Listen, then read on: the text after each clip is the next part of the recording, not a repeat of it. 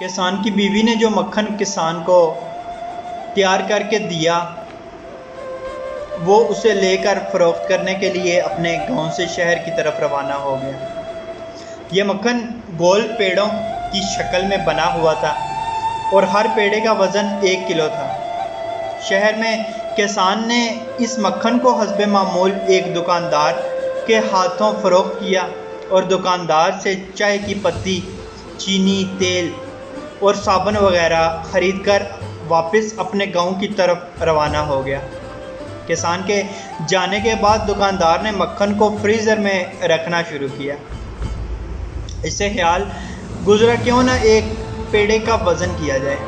وزن کرنے پر پیڑا 900 گرام کا نکلا۔ حیرت و صدمے سے دکاندار نے سارے پیڑے ایک ایک کر کے تول ڈالے، مگر کسان کے لائے ہوئے سب پیڑوں کا وزن ایک جیسا 900 گرام ہی تھا۔ اگلے ہفتے کسان حسب سابق مکھن لے کر جیسے ہی دکان کے تھڑے پر چڑھا، دکاندار نے کسان کو چلاتے ہوئے کہا کہ وہ دفع ہو جائے۔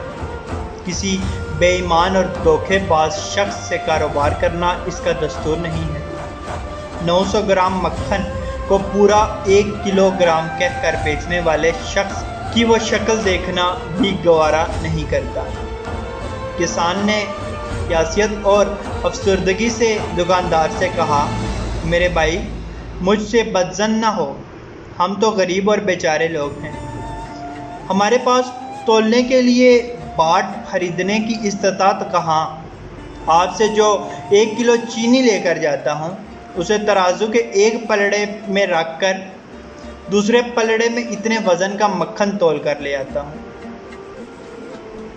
گزارش ہے کہ کسی پر انگلی اٹھانے سے پہلے ہم اپنے گریبان میں جھانکیں، کہیں یہ خرابی ہمارے اندر تو نہیں۔